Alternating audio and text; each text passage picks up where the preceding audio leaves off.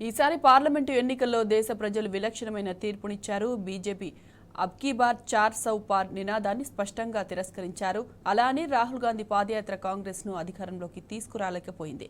ఏ party కూడా సొంతంగా ప్రభుత్వాన్ని ఏర్పాటు చేసే స్థాయిలో సీట్లను సాధించలేదు. చివరికి బీజేపీ చావు తప్పి కన్నులొట్టబోయిన చందంగా మిత్రపక్షాల సాయంతో మ్యాజిక్ ఫిగర్ను చేరుకోవడమే అందుకు నిదర్శనం.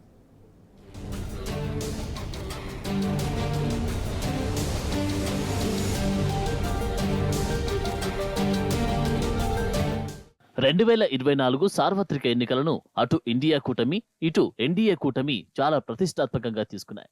మోదీ నాయకత్వంలోని ఎన్డీఏ కూటమి ఆప్కీ బార్ 400 పార్ అంటూ ప్రచారం చేస్తే, బీజేపీ మళ్లీ అధికారంలోకి వస్తే రాజ్యాంగం ఉనికి ప్రశ్నార్థకమవుతుందని కాంగ్రెస్ ప్రజల్లోకి తీసుకెళ్లింది. అయితే లోక్సభ ఎన్నికల్లో దేశ ప్రజలు చాలా విలక్షణమైన తీర్పునిచ్చారు. అయితే రాజ్యాంగాన్ని రక్షిస్తూ ప్రజాస్వామ్యాన్ని కాపాడాలంటే ఏ పార్టీకి పూర్తిస్థాయి మెజారిటీ కట్టబెట్టకూడదన్న నిర్ణయానికి ప్రజలు వచ్చారు.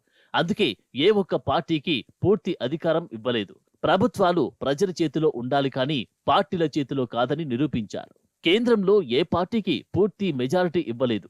గత 10 ఏళ్లలో దేశ ప్రజల్లో కూడగట్టుకున్న అసంతృప్తిని ఓట్ల రూపంలో వ్యక్తం చేశారు. అనేక సర్వే సంస్థలకు ఊహకందని విధంగా వారి అంచనాలకు అందకుండా వినూత్నమైన తీర్పునిచ్చారు.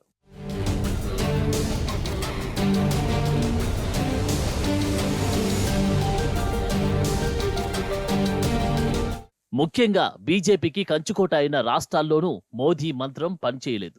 ఆర్టికల్ 370 రద్దు, సీఏఏ, ఎన్ఆర్సీపై ప్రజలు కర్రు కాచి వాత పెట్టారు. మోదీ మత రాజకీయాలను తిప్పికొట్టారు. అయోధ్య నిర్మాణం ట్రంప్ కార్డు అవుతుందన్న వ్యూహం బెడిసికొట్టింది. మోదీ చరిస్మా ఇప్పుడు దేశంలో చెల్లని రూపాయిగా మారింది. బుల్డోజర్ రాజకీయాలకు ప్రజలు చరమగీతం పాడారు.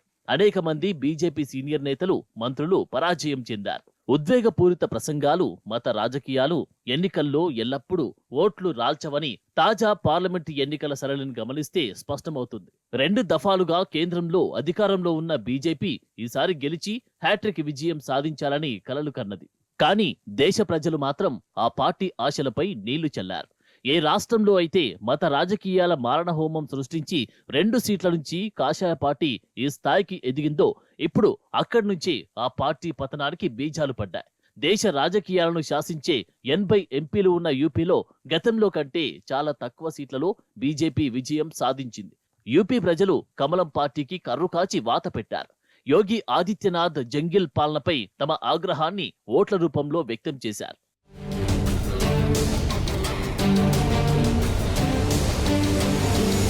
అయోధ్యలోనూ బీజేపీకి పెద్ద షాక్ తగిలింది. రామమందిర నిర్మాణం పూర్తయినప్పటికీ ఈ అంశం ఆ పార్టీకి రాజకీయంగా లబ్ధి కలిగించలేదు.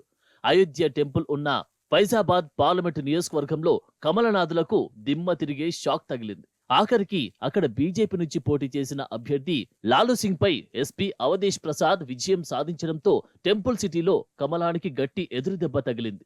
యూపీ సహా ఉత్తర, దక్షిణ భారతంలో బీజేపీకి రామాలయం సెంటిమెంట్ పనిచేయలేదు. యూపీలో ఎస్పీ చాప కింద నీరులా విస్తరించింది. రామమందిరం వల్ల వ్యాపారులు, రియల్ ఎస్టేట్ బిజినెస్ సంస్థలు లాభపడ్డాయి తప్ప లోకల్ ప్రజలకు ఎలాంటి లాభం కలగలేదన్న భావన ఓట్ల రూపంలో బట్టబయలైంది. సార్వత్రిక ఎన్నికలకు 2 నెలల ముందు అయోధ్యలో మోదీ బాలరాముడి ప్రతిష్ఠ చేశారు. అయినా యూపీలో బీజేపీకి ఊహించని ఫలితాలు ఎదురయ్యాయి. మొత్తం 80 స్థానాల్లో కమలం పార్టీ కేవలం 37 స్థానాల్లోనే గెలిచింది. కర్ణుడి చావుకు 100 కారణాలు అన్నట్టు యూపీ సహా ఉత్తరాదిలో బీజేపీ పేలవ ప్రదర్శనకు అనేక కారణాలున్నాయి. మోదీ కేవలం మతం ఆధారంగా రాజకీయాలు చేస్తే నిరుద్యోగం మరియు ఆర్థిక ద్రవ్యోల్బణం అధిక రేట్లు బీజేపీ సీట్లకు గండికొట్టాయి.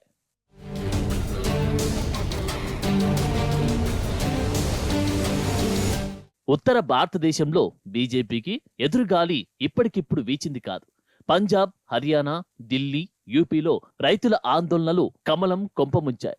నల్ల చట్టాలు సుప్రీంకోర్టు రద్దు చేసినప్పటికీ అన్నదాతల్లో ఆ భయం మాత్రం పోలేదు. మళ్లీ బీజేపీకి మెజారిటీ వస్తే మళ్లీ కార్పొరేట్ అనుకూల చట్టాలు తీసుకువస్తారన్న అనుమానాలు వ్యక్తమయ్యాయి. అందుకే పార్లమెంటు ఎన్నికల్లో బీజేపీకి మెజార్టీ స్థానాలు ఇవ్వొద్దని కంకణం కట్టుకొని ఆ పార్టీని ప్రజలు చావుదెబ్బ కొట్టారు. బెంగాల్లో దీదీ దూకుడు ముందు బీజేపీ నిలబడలేకపోయింది. మమతా మ్యాజిక్ ముందు మోదీ వేవ్ పనిచేయలేదు. టీఎంసీ ఉన్న ప్రజాబలం ముందు బీజేపీ కాంగ్రెస్ బలం సరిపోలేదు. దీది ముందు మోదీ పప్పులు ఉడకలేదు. తృణమూల్ కాంగ్రెస్ 29 స్థానాల్లో జయకేతనం ఎగరేస్తే బెంగాల్లో క్లీన్ స్వీప్ చేయాలని చూసిన బీజేపీకి చేదు అనుభవమే ఎదురైంది. అక్కడ కమలం కేవలం 12 స్థానాలకే పరిమితమైంది. 2019తో పోలిస్తే ఈసారి బెంగాల్లో బీజేపీ గ్రాఫ్ భారీగా పడిపోయింది. ఇక కాంగ్రెస్ వామపక్షాల పరిస్థితి చెప్పనవసరం లేదు. ఒకప్పుడు ఓ వెలిగిన కమ్యూనిస్టులు కాంగ్రెస్ పార్టీలకు ఇప్పుడు అక్కడ ఉనికి లేకుండా పోయింది. ఉత్తరాది రాష్ట్రాల్లో బీజేపీకి ఎస్సీ ఎస్టీ సీట్లు ఏమాత్రం కలిసి రాలేదు. రిజర్వ్డ్ స్థానాల్లో విపక్షాలకు ప్రజలు జైకొట్టారు. ఆ స్థానాల్లో మోదీ చరిష్మా 400 పార్ నినాదం పనిచేయలేదు.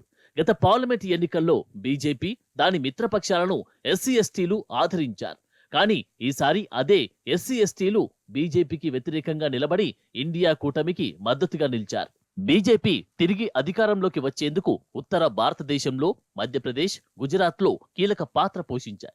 ఢిల్లీలో మెరుగైన సీట్లు వచ్చినా పంజాబ్, మహారాష్ట్రలో అపజయాలను మూటగట్టుకుంది. అయితే ఈసారి ఉత్తరాది రాష్ట్రాలు మోదీని తిరస్కరిస్తే దక్షిణాది రాష్ట్రాలు ఎన్డీఏను ఆదుకున్నాయి. కర్ణాటక, ఏపీ, ఒడిశాలో గతం కంటే బీజేపీ మెరుగైన ఫలితాలు సాధించింది. తమిళనాడులో మాత్రం మోదీ మానియా పనిచేయలేదు. మొన్నటి వరకు బీజేపీ అంటే నార్త్ పార్టీ అనే భావన ఉండేది. కానీ ఈసారి సౌత్ లో ప్రాంతీయ పార్టీలతో పొత్తులు పెట్టుకుని ఆ పార్టీ మెరుగైన ఫలితాలు సాధించింది. బీజేపీ ఇప్పుడు మ్యాజిక్ ఫిగర్ ను చేరుకుందంటే అది దక్షిణాది రాష్ట్రాల వల్లే.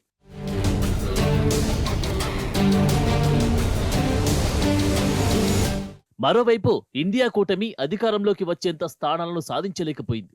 నిజానికి ఉత్తరాది రాష్ట్రాలు సహా దేశంలో బీజేపీని ఓడించడంలో ఈ కూటమి పూర్తిగా వైఫల్యం చెందిందన్న వాదన వినిపిస్తోంది. ఎందుకంటే రాజ్యాంగాన్ని రద్దు చేయాలన్న మోదీ కుట్రలను పూర్తి స్థాయిలో విపక్ష కూటమి ప్రజల్లోకి బలంగా తీసుకువెళ్లలేకపోయింది. ఫలితాల సరళి గమనిస్తే అది స్పష్టంగా తెలుస్తోంది. సిఏఏ, ఎన్ఆర్సీని కూడా దేశ ప్రజలు పూర్తిగా తిరస్కరించారు. అదే సమయంలో ముస్లిం జనాభా ఎక్కువ ఉన్న స్థానాల్లో కాంగ్రెస్ గతం కంటే కాస్త మెరుగ్గా ఫలితాలు సాధించినప్పటికీ ఆ పార్టీ మ్యాజిక్ ఫిగర్ కు చాలా దూరంగానే ఉండిపోయింది. చివరకు మిత్రపక్షాల సాయంతో హస్తం పార్టీ డబుల్ సెంచరీ దాటింది. ప్రస్తుత బలాబలాలను బట్టి బీజేపీ, మిత్రపక్షాలు కలిసి సంకీర్ణ ప్రభుత్వాన్ని ఏర్పాటు చేయబోతున్నాయి. ఈ కూటమిలో ప్రాంతీయ పార్టీలు కీ రోల్ పోషించబోతున్నాయన్నది మాత్రం వాస్తవం. అయితే ఎన్డీఏ కూటమి స్థిరమైన ప్రభుత్వాన్ని నడపడం, ప్రజలకు స్థిరమైన పాలన అందించడం అంత ఈజీ కాదు. మరి ఈ సంకీర్ణ సర్కారు 5 ఏళ్లు అధికారంలో ఉంటుందా, ప్రజలకు సరైన పాలన అందించగలుగుతుందా అన్నది వేచి చూడాలి.